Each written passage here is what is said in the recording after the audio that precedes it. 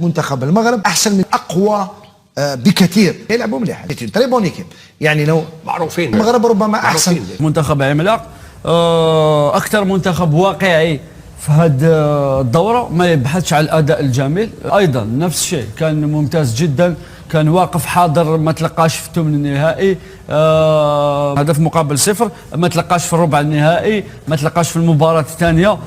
اكثر منتخب اعتقد حفاظا على نظافه شباكه لحد الان، عنده 3 كلين شيت في المنافسه، يمشي مباراه بمباراه بقياده مدرب قليل الخبره في افريقيا. البعض يتحدث عن عامل الخبره، لازم تكون منتخب خبير في افريقيا، مدرب خبير في افريقيا باش انك تقدر تمشي. كاين ناس دارت 3 تورنوا وما مشاتش، ما لحقتش حتى لهذه الادوار.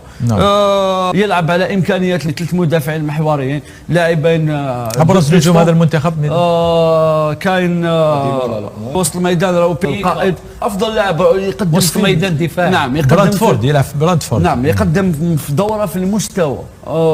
ربما في نهايه الدوره في ليكيب تيب اكيد راح يكون مع اللاعبين الموجودين في وسط الميدان في التشكيله المثاليه.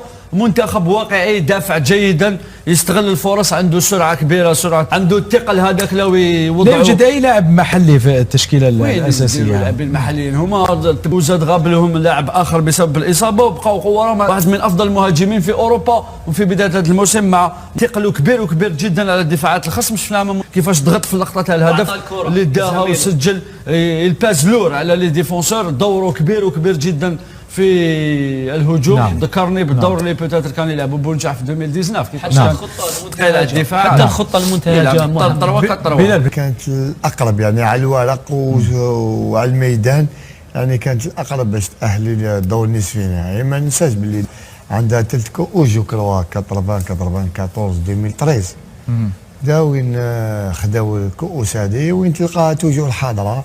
جو سي با كومبيان دو بارتيسيباسيون كوب دي موند، وقيل 5 فوا وقيل 6 فوا، جو سي با، مي توجور ايتي قريبه للنهائي، اقرب للنهائي. حتى الطريقه المنتهجه يلعبوا ب3-4-3، هذه طريقه لما يكونوا عندك لاعبين اللي يكون التوظيف تاعهم فيها جيد، دائما ما تعطي لك ثمار. هو يعني نقاط القوه تاعهم دائما، يعني عندهم سرعه فائقه، عندهم دائما يعني الكرات الثانيه في الهجوم دائما ما تصيبهم في المكان المناسب. كيفاش يعني يدير الثغرات، كيفاش يعني يدير لنفسه المساحات، يوجدهم لنفسه. هذا الشيء يعني اللي يقوموا به الا اللاعبين الكبار، لان في مثل هذه المناسبات هنا وين تشوف لابات يعني تاع اللاعب اللي يدير لك لا ديفيرون. الناس تلعب كره، ما راحش يلعب فيزيك، استحواذ